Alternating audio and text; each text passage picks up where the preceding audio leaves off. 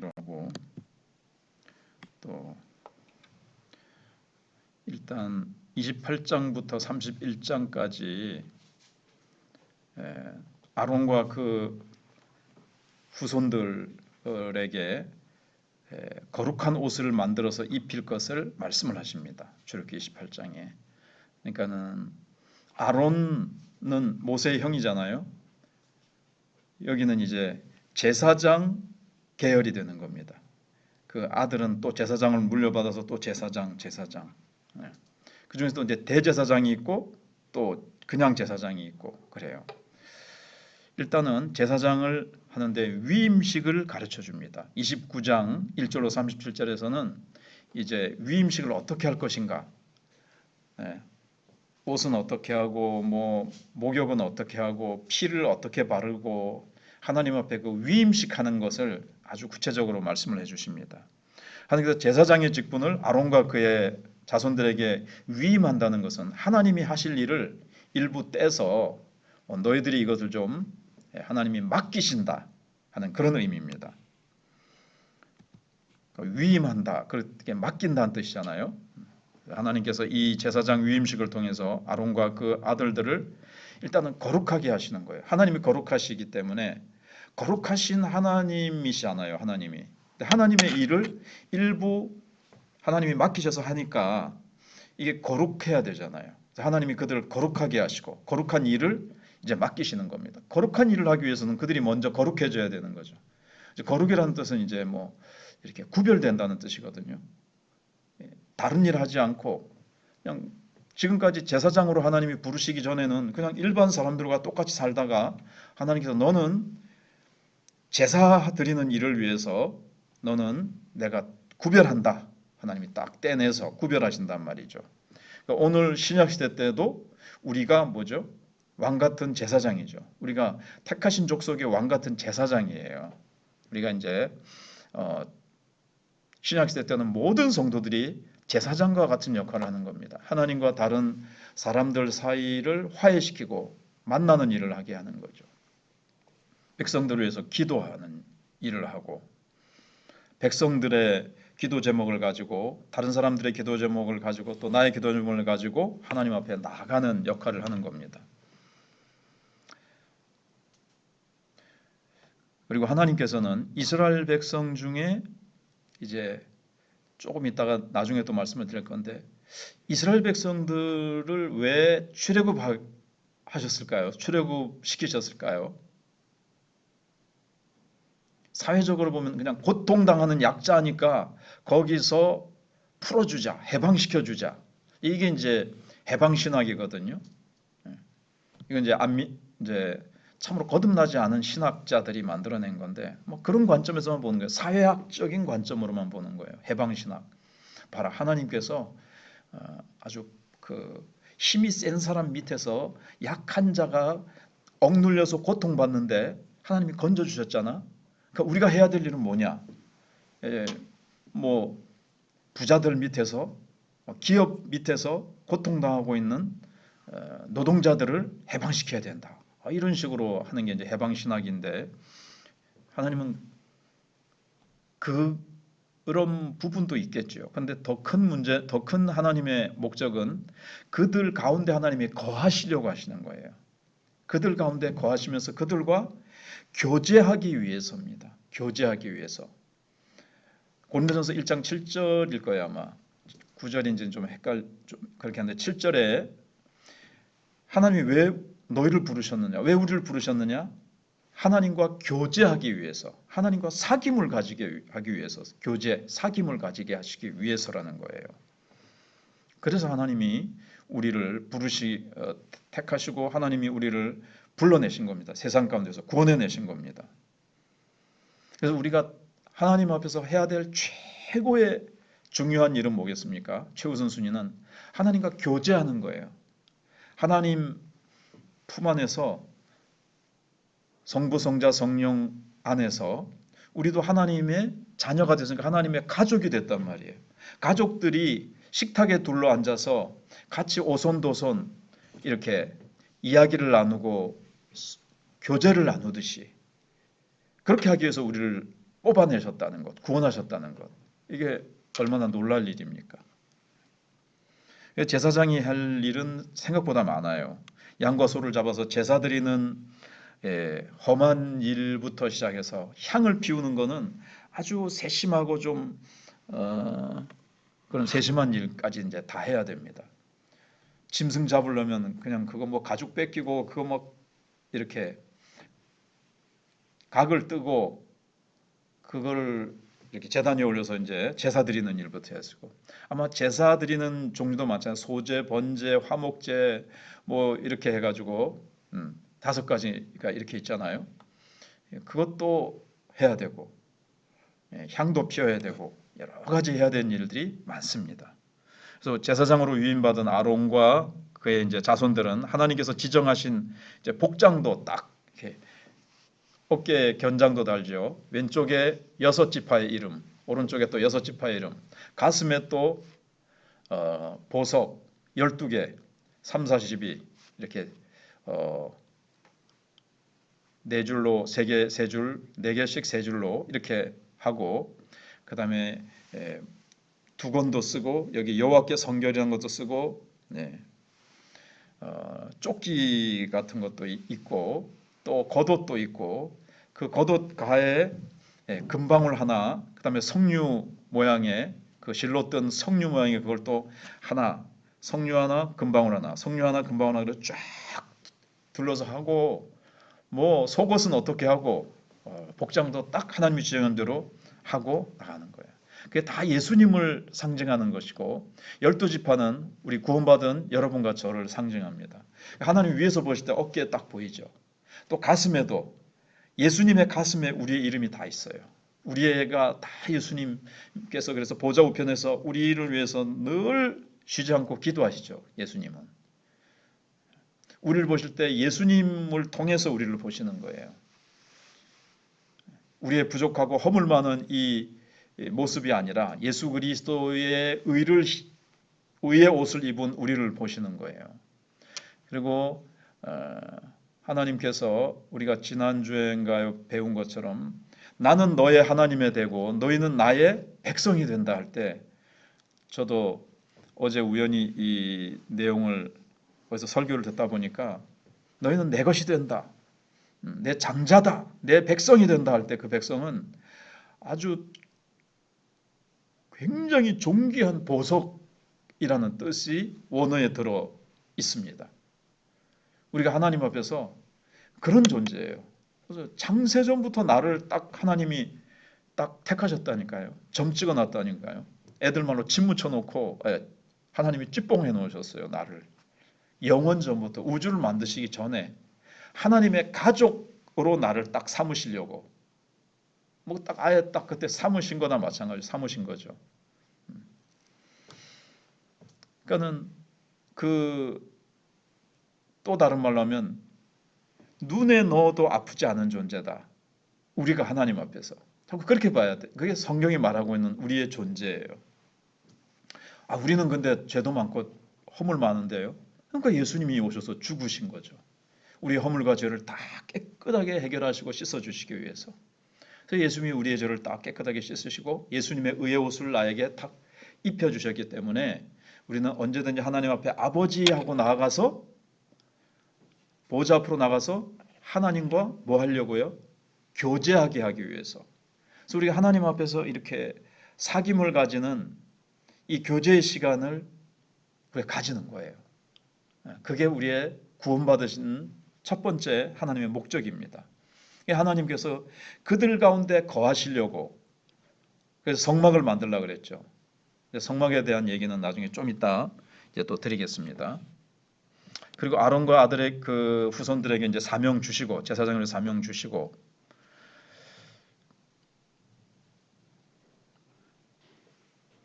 건너가는 것 같다. 근데 이제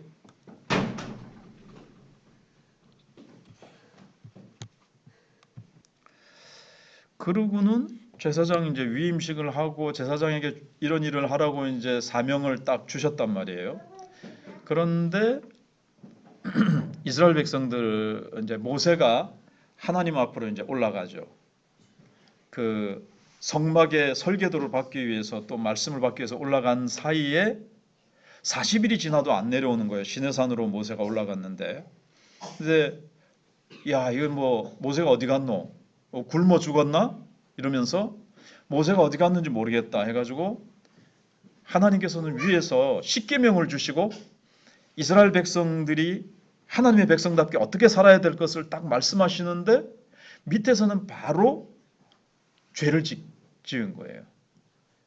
1계명, 하나님 외에는 다른 신을 섬기지 말라는 1계명 어기고 다른 형상을 만들지 말라고 그랬는데 1계명, 2계명을 바로 금송아지 만들어가지고 우리가 모세가 어디 갔는지 모르니까 우리를 인도해낸 신을 만들어라 그래가지고 그러니까 아론이 그러면 너희들 가지고 있는 금붙이 다 빼내라. 금붙이를 다 빼내가지고 그러다가 불에다가 녹여가지고 금송아지를 딱 조각해가지고 이제 만들어요.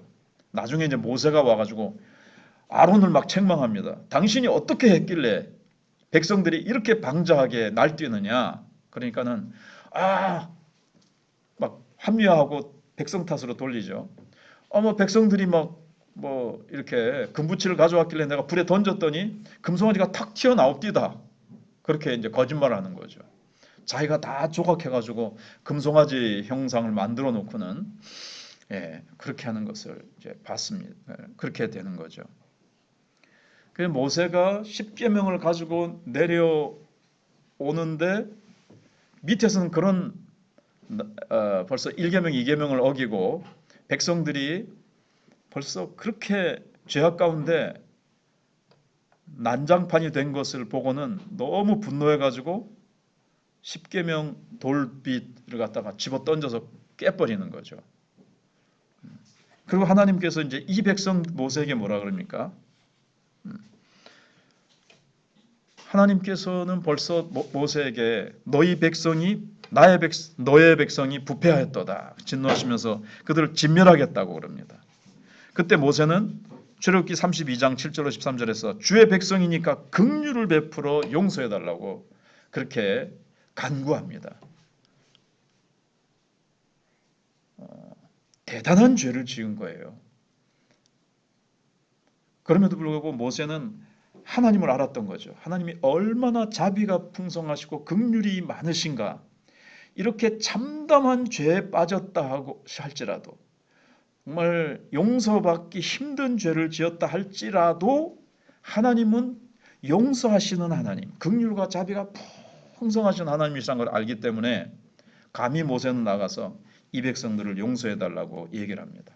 하나님께서 이 백성들 다 없애버리고 너 하나를 두고 다시 새롭게 시작하련다. 다시 하나님의 백성을 다시 만들련다고 해도 모세가 내 이름을 주의 생명책에서 지워버리실지언정 이들을 용서해달라고. 나는 지옥 가도 좋으니까 이들은 살려달라고 하나님의 백성 삼아달라고 기도를 해요.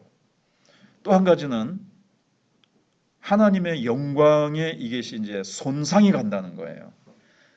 이 백성들을 하나님이 다 진멸해 버리시면 이스라엘 백성들을 향해서 참 적대적인 감정을 가지고 있는 증오심을 가지고 있는 애굽 백성들이 봐라 우리 손에서는 하나님께서 이렇게 건져내셔서 광야로 데리고 가셨지만 결국은 하나님께서 그들을 다 죽이셨지 않느냐. 하나님이 그들을 가나안으로 이끌 능력이 없으시기 때문에 결국 광야에서 죽이신 것 아니냐. 이렇게 하면서 이제 그러면서 하나님을 조롱할 겁니다. 하나님의 영광에 손상이 가기 때문에 그것 때문에라도 안 됩니다. 이제 모세는 이 백성을 불쌍히 여기는 그 목자의 심정, 아비의 심정을 가지고 또 하나님의 영광에 손상이 갈 것까지도 생각을 해서 그렇게 하나님 앞에 간절히 기도하는 거예요. 우리 같으면 아이고 틀렸다 이거 뭐 이런 죄는 하나님께서 용서 안 해주실 거다 이렇게 하는 것이 아니라 이렇게 극악무도한 죄를 지었을지라도 하나님은 긍휼과 자비가 풍성하셔서 용서하실 것이라는 그런 하나님을 아는 게 있었어요.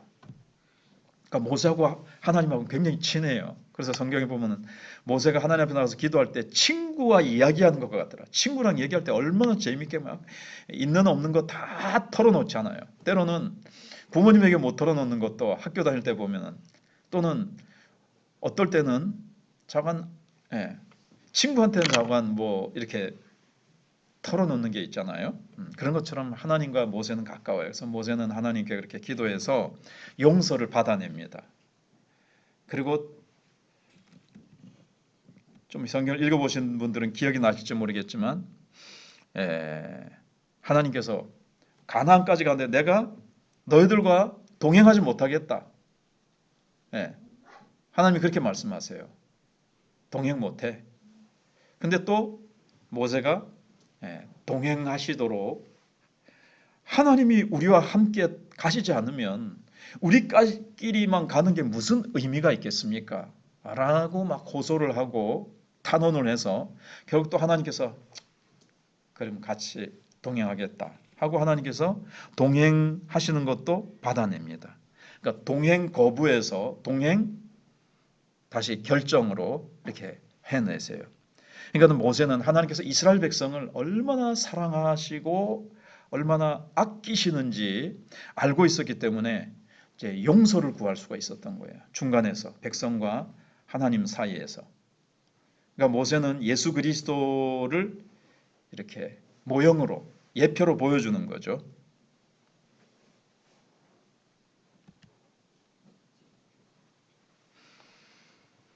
그래가지고 이제 34장에 가서는, 출애굽기 34장에 가서는 하나님과 이스라엘 백성과의 관계가 막 이렇게, 이스라엘 백성이 범죄해가지고 좀 틀어졌다 그럴까요? 이렇게 틀어졌는데 이게 조금씩 조금씩 호전돼가지고 이제 완전히 회복이 됩니다.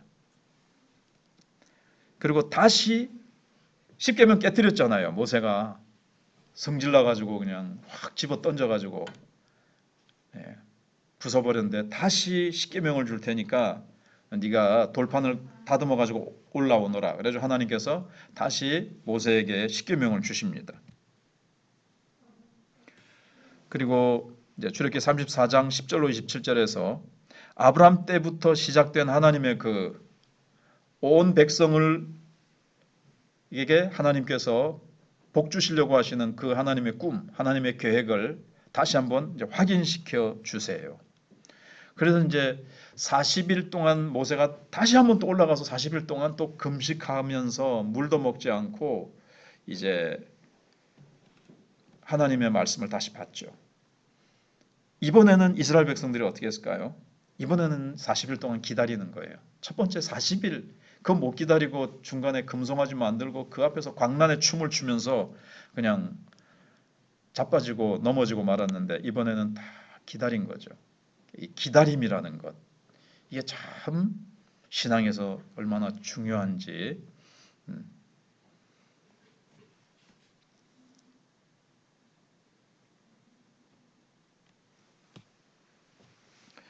성경에 보면 이제 조금 더 추가해서 조금 말씀을 드리면, 성경에서 약속이라는 개념이 있고 언약이라는 개념이 있어요. 근데 좀 다릅니다.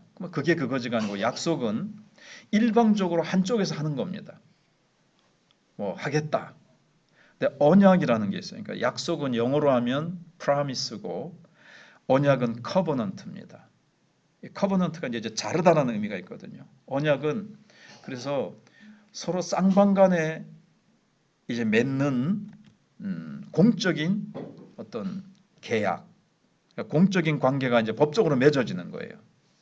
결혼이라는 것이 가장 이 언약 개념하고 가장 가까운 거예요. 약속의 개념을 넘어서서 언약 당사자들 사이에 공적인 관계가 법적으로 맺어지는 것을 얘기하는 거죠. 그래서 시내산 언약 그렇게 되죠. 그래서 하나님이 이스라엘의 하나님이 되시고 이스라엘은 하나님의 백성이 되는 관계를 법적으로 공적으로 딱 이제 맺어지는 것이 이 시내산 언약이에요. 그 언약이 굉장히 중요한 거죠. 하나님은 하나님으로서 이제 언약을 맺으셨기 때문에, 하나님 언약 안 맺으시면 이스라엘 백성들이야 뭐 어찌되든 상관없어요. 그러나 언약을 맺으심으로써 하나님은 스스로 어떻게 보면 자신을 이스라엘 백성들에게 얽어매시는 것처럼 되는 거죠. 책임져 주셔야 돼요. 이들을 보호하시고 공급해 주시고 사랑하시고 아끼시고. 이스라엘 백성들은 어떤 책임이 있습니까? 하나님이 주신 이 언약을 맺으시고 언약 백성답게 살라고 뭘 주시죠? 십계명과 이 법을 주시는 거예요. 법. 그러니까 그들은 이스라엘 백성들은 법을 잘 지켜 나감으로써 언약 관계를 잘 유지해 나가는 겁니다. 근데 이제 자꾸 이걸 깨트리죠. 그건 이제 다음 시간에 이제 또 배우기라고. 구약 성경에 계속 사무엘, 뭐 사사기, 사무엘 상하, 뭐 열왕기 상하 쭉 보면 요즘도 계속 나오는 그 에스겔. 제가 이제 소선지자부터 새벽에 생각해보고 요즘 에스겔서를 살피고 있는데 유튜브에 계속 이제 올리고 있어요. 에스겔서. 이스라엘 백성들이 얼마나 하나님의 언약을 깨트리고 강박하고 이방인들보다도 더 패역한 백성이 되는지. 그래서 하나님의 심판을 계속 받는 그런 모습을 보고 있습니다. 깨트리는 거예요, 이스라엘 백성들은. 하나님이 얼마나 참 마음 아프시고 이 패역하고 불순종으로 가득하고 정말 말 안 듣고 정말 이 청개구리 모양으로 나가는 이 이스라엘 백성들을 하나님께서 그래도 품으시고 계속 선지자들 통해서 외치시고 돌아오라고 말씀하시고 바로 서라고 말씀하시고 안 될 때는 심판하셔서 바벨론에 포로되어 가서 깨닫게 하시고 다시 이제 광야로 보내신 거나 마찬가지죠. 그래서 다시 이제 회개하고 하나님의 백성으로 계속 하나님 만들어 가세요. 우리가 인간적으로 말하면 골치 아프고 마음 아프고 속 썩이는 이 백성들. 그런데도 하나님은 끊임없이 또 회개하게 하시고 사랑하시고 품어주시는 이런 것들이 나옵니다.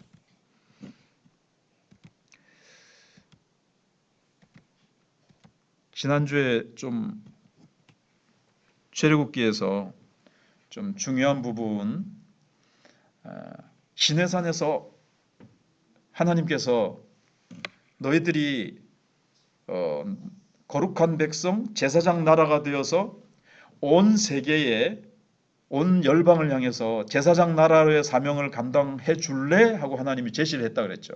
근데 이스라엘 백성들이 예 하고 아멘으로 했다 그랬습니다. 그때 모세가 어떤 행동을 했는지 혹시 성경을 읽으면서 기억이 좀 나세요? 모세가 뭘 했죠? 짐승을 잡아가지고 피를 양푼에 담아가지고 이스라엘 백성들에게 막 뿌렸어요. 이게 언약식을 하면서 피를 뿌린 거예요. 일단 그거는 뭘 상징할까요? 얼른 떠오르는 게 웬만하면 이제 우리가 예수님의 십자가 하면은 뭐 답이 맞는 게 많잖아요. 예수님이 이 땅에 오셔서 마지막 성찬식에서 이 내 피로 세우는 새 언약이라고 말씀하잖아요. 그거를 이제 미리 보여주는 겁니다.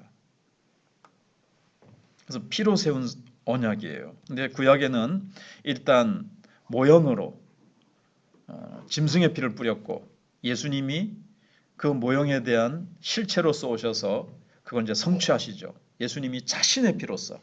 짐승의 피는 우리의 육신의 죄만 씻어줄 뿐이지만 예수님의 피는 히브리서에서 우리의 양심까지도 깨끗하게 만들어주고 우리가 주님을 사랑하고 주님을 섬길 수 있는 마음으로까지 그렇게 예수의 피는 우리에게 능력 있게 작용한다는 말씀이 있습니다. 한 가지를 더 이제 말씀을 드리면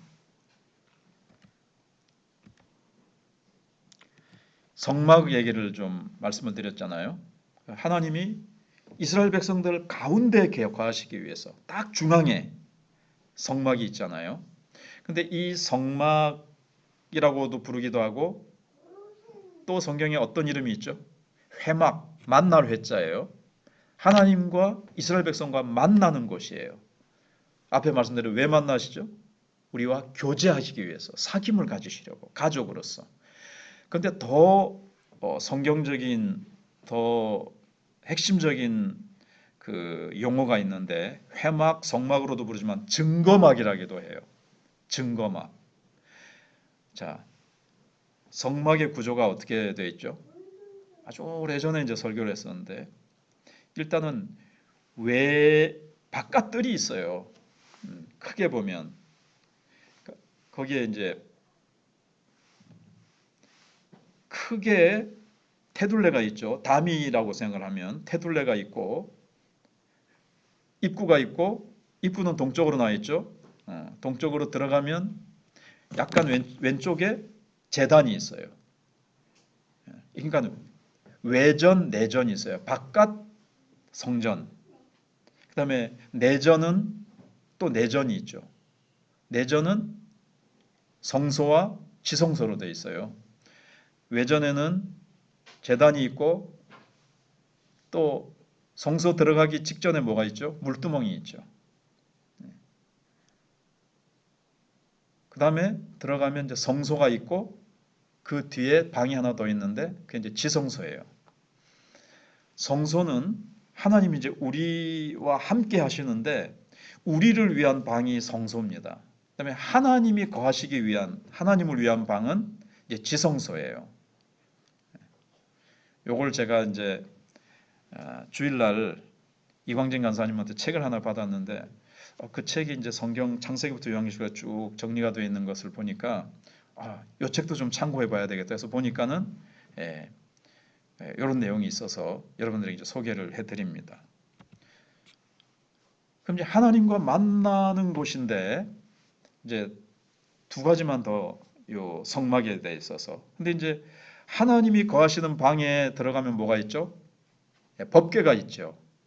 또는 이거를 증거궤라기도 하고, 이제 그 안에 십계명이 있는 돌비가 들어있죠. 하나님의 말씀이 들어있다 이렇게 볼 수도 있어요. 법궤 또는 증거궤. 그래서 이제 이걸 증거막이라고 부르는 것이 더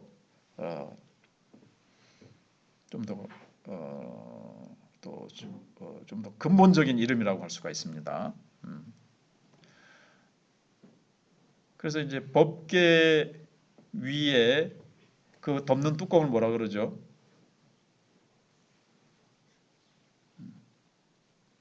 고기를 거기에 일단 뭐가 두리가 있어요. 그룹 두리가 있죠. 날개를 쫙 펴가지고 고개를 숙이고 딱 그 증거궤 위에 덮고 있습니다. 이게 딱 화면 한번 보여드리면 좋은데, 예. 거기를 시은소라고 부르잖아요. 은혜를 시여하는 곳, 예, 베푸는 곳. 좀 더 빨리 말씀을 드리면 그 지성소에서 하나님은 두 가지 일을 하세요. 그들에게 말씀하세요. 예, 모세를 통해서 일단은 말씀하시죠. 우리 하나님 보좌 앞으로 나갈 때 하나님 우리에게 말씀하시죠. 그 다음에 또 한 가지 하시는 게 있는데 죄를 용서하시는 일을 거기서 하십니다. 이스라엘 백성이 말씀대로 다 살지 못하고 범죄하기도 하잖아요. 예, 범죄했을 때 피를 가지고 나갑니다. 그리고 그 피를 어디다가 뿌리죠? 그 법궤 뚜껑 위에다가 뿌리는 거예요. 거기다가. 그럼 하나님께서 말씀을 가지고 우리를 보시면 어떻게 될까요? 우리 말씀대로 살지 못한 게 있어가지고 우리의 죄가 드러나는 겁니다. 우리가 죄인으로 하나님 앞에 드러나요. 그러면 죄인과 하나님이 만날 수가 없고 교제가 안 되죠.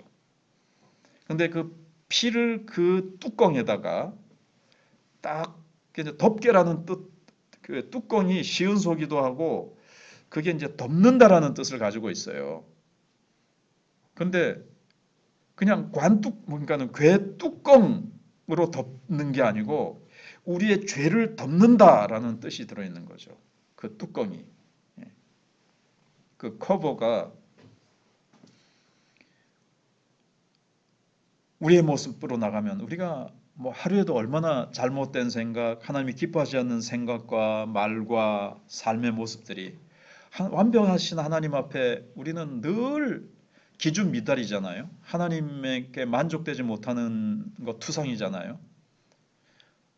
근데 우리가 하나님 앞에 나갈 때 하나님은 뭘 통해서 우리를 보십니까? 그 피, 구약시대는 짐승의 피였고 지금은요. 지금 예수님이 짐승의 피를 매해마다 가지고 나가서 뿌려야 되는 거예요. 대제사장이. 온 백성들의 죄를 그 짐승에게 안수해서 짐승에게 백성들의 죄를 전가해서 이 짐승이 백성들의 죄를 위해서 대신 죽은 거예요. 그 피를 가지고 대제사장이 7월 10일 날 지성소에 들어가서 법궤 위에다가 뿌립니다. 하나님께서 뭘 통해서 우리를 보시죠? 피를 통해서 보시는 거예요. 우리는 그 죄의 삭슨 사망이기 때문에 우리는 그 죄로 말미암아 우리는 죽어야 될 존재인데 유월절처럼 출애굽할 때처럼 어린 양 예수님이 우리의 죄를 위해서 다 우리의 죄를 씻어주셨어요. 대신 죽어주셔서. 그래서 우리의 죄는 다 해결되고 용서가 되고 씻겨진 것입니다. 그래서 우리가 하나님하고 어떻게 만날 수 있죠? 정결한 모습으로 거룩하고 깨끗한 우리는 백성으로서 자녀로서 하나님과 만나는 거죠.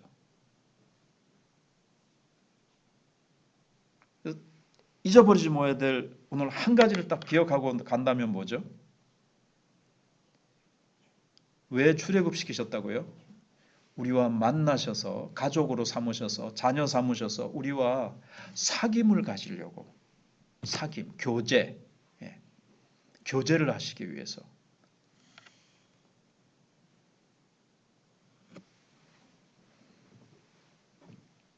성막도 하나님과 만남의 장소.